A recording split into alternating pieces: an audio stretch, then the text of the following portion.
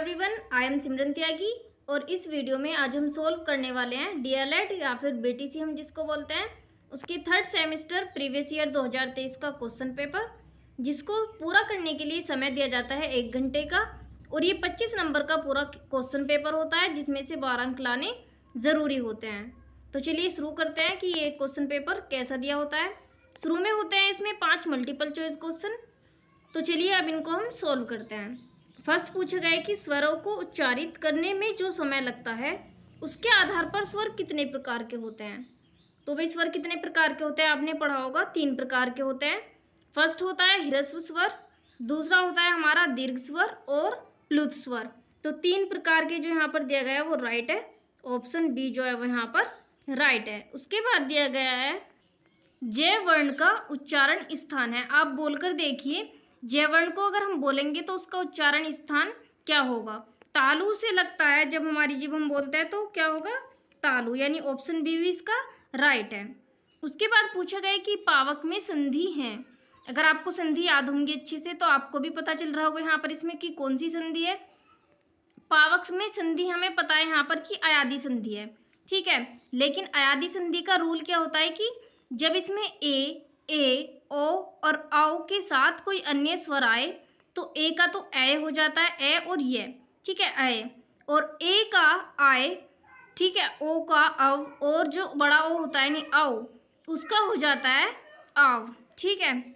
तो यहाँ पर जैसे कि उन्होंने पावक दिया है तो यहाँ पर क्या है, औ जो है उसका क्या हो गया, आव, तो तब क्या बना, पावक।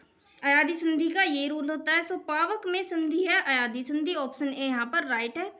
उसके बाद पूछा गया है कि अभव्य धातु रूप में पुरुष एवं वचन है। इसके लिए ये है तो शॉर्ट में, लेकिन सबसे पहले होना क्या याद जरूरी है, इसका पूरा की रूल क्या होता है। तो देखते हैं, इसका पूरा याद करना पड़ता है हमें। इसमें होती है मध्यम पुरुष एक वचन, ठीक है। मैं आपको एक बार दिखा देती हूँ डायग्राम से, आपको ज़्यादा अच्छे समझ में आएगा इसका। ये देखिए यहाँ पर दिया गया है अभव्य का पूछा गया है तो मध्यम पुरुष और एक वचन जो है इसका, इसमें पूछा गया है कि पुरुष एवं वचन कौन सा है। तो मध्यम पुरुष एक वचन में अभव्य यहाँ पर है। प्राय है उत्तर प्रधान, यहाँ पर उत्तर पदार्थ जो होता है वो क्या होता है, प्रधान समास होता है किसका, तत्पुरुष समास में। So option D is right. उसके बाद दिए होते हैं यहाँ पर 6 जो very short answer type questions होते हैं वो दिए होते हैं, जो कि 1-1 नंबर के होते हैं। तो चलिए इनको सोल्व करते हैं। एक बार आप इनको ध्यान से देख लीजिए, फिर इनको हम सोल्व करने वाले हैं। वेरी शॉर्ट में फर्स्ट पूछा गया है कि अंश धातु के लट लकार मध्यम पुरुष के तीनों वचनों के रूप में लिखिए।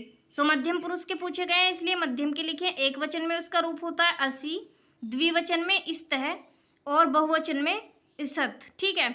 इसके बाद यहाँ पर पूछा गया है कि उन संभ्रंक वर्णों की संख्या को बताते हुए वर्णों का भी उल्लेख कीजिए। सो उष्ण संभ्रक वर्ण कितने होते हैं, उष्ण संभ्रक वर्ण जो होते हैं उनकी संख्या 4 होती है।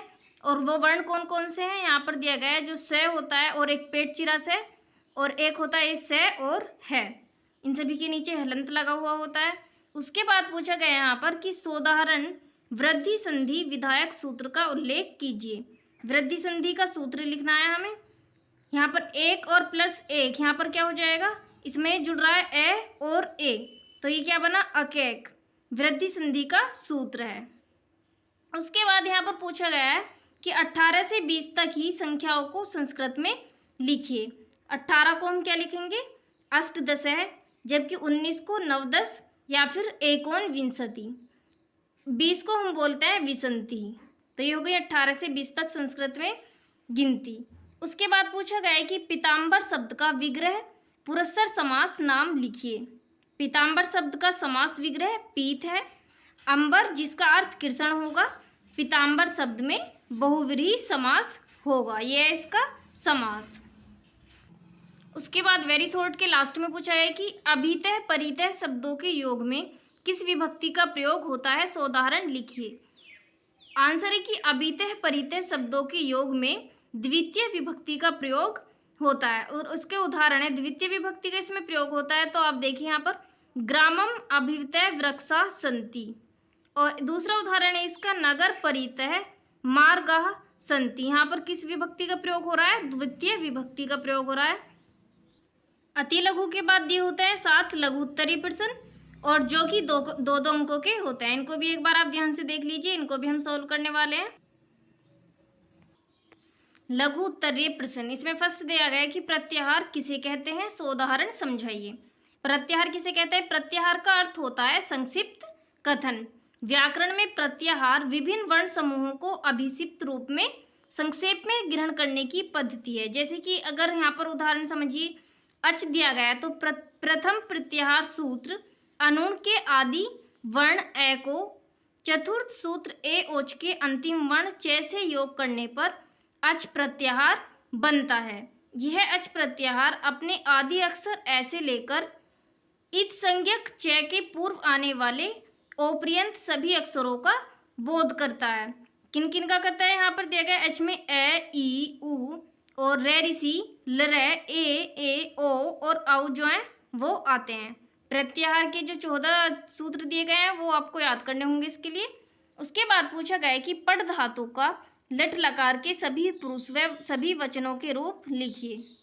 ये तो पढ़ते आए होंगे सभी पट धातु। तो इसका पुरुष अगर देखें यहाँ पर एक वचन, द्विवचन, बहुवचन और पुरुष, प्रथम पुरुष, मध्यम पुरुष और उत्तम पुरुष में तो कैसे लिखेंगे? पठती, पठते, पठंती, पठसी, पठते, पठत, पठामी, पठावे, पटावे। पूछा गया है कि अधोलिखित शब्दों के नाम संस्कृत में लिखिए, यानी कि जो शब्द दिए गए उनके नाम संस्कृत में लिखने हैं। कटहल, कबूतर, नारियल, अंगूर। कटहल को बोलते हैं हम कंठ किफलय, जबकि कबूतर को कपोत है, नारियल को नरिकेलम और अंगूर को संस्कृत में बोलते हैं द्राक्षा। ये हो गए इनके संस्कृत में नाम। उसके बाद पूछा गया है कि संस्कृत शिक्षण में सस्वर पठन की क्या उपयोगिता है। संस्कृत शिक्षण में सस्वर पठन की उपयोगिताएं निम्न है, जो कि फर्स्ट है कि संस्कृत ध्वनियों के उचित स्वरूप का ज्ञान करना। सेकंड है उच्चारण स्थान का सही ज्ञान करना। थर्ड है कि बच्चों में शुद्ध उच्चारण करने में योगदान करना। फोर्थ है कि बच्चों में पठन के प्रति रुचि जागृत करना। उसके बाद पूछा गया है कि क्रमवाच्य का प्रयोग करते हुए 2 उदाहरण लिखिए। क्रमवाच्य का प्रयोग करना है तो क्रमवाच्य होता क्या है? इसमें क्रम में प्रथम तथा कर्ता में द्वितीय विभक्ति होती है। जो कर्म होता है उसमें कितनी होती है? प्रथम, और जो कर्ता होता है उसमें तृतीय विभक्ति होती है। इन दोनों वाच्यों में क्रिया प्रथमांत पद के अनुसार होती है। उदाहरण है इसके, देवत्तेन ग्रामम गम्यते। ये क्या होगा यहाँ पर? इसका कर्म। गम्यते तो जा रहा है वो कर्म होएगा इसका, और देवत्तेन इसका कर्ता होगा। यहाँ पर भी दिया गया है कि सीतिया ग्रंथ है पठ्यते। पठ्यते क्या होगा? पढ़ रही है तो वो क्या है? उसका कर्म है। और जो यहाँ पर इसका कर्ता है, कर्ता यहाँ पर क्या है? सीता। तो वो क्या होगा? सीता जो है यहाँ पर वो प्रथम तथा कर्ता जो उसमें तृतीय विभक्ति होती है। उसके बाद पूछा गया है कि अधोलिखित वाक्यों का संस्कृत में अनुवाद कीजिए। किनका करना है? वो दिए गए कि विद्यालय के चारों ओर वृक्ष हैं। इसको हम कैसे लिखेंगे हिंदी में कि विद्यालयम परितः वृक्षा सन्ति। विद्यालय के चारों ओर वृक्ष हैं। प्रयागराज में गंगा यमुना का संगम है। इसको हम हिंदी में संस्कृत में लिखेंगे कि प्रयागे गंगा यमुनो संगमे अस्ति। लास्ट पूछा गया है यहाँ पर जो क्वेश्चन नंबर 7 है लघु का, कि परोपकार विषय पर 2 संस्कृत में पंक्तियां लिखिए। तो हम कैसे लिख सकते हैं? फर्स्ट है कि परेशा में उपकार है परोपकार है भवित, और दूसरी लिख सकते हैं कि स्वार्थम परित्यज्य अन्येषाम हित साधनम एवं परोपकार है। यह परोपकार विषय पर संस्कृत में 2 पंक्तियां। सो ये था हमारा DElEd 3rd semester Sanskrit 2023 previous year का क्वेश्चन पेपर। आगे भी और क्वेश्चन पेपर को सॉल्व करने के लिए आप मेरे चैनल के साथ ज्वाइन हो सकते हैं। Thank you.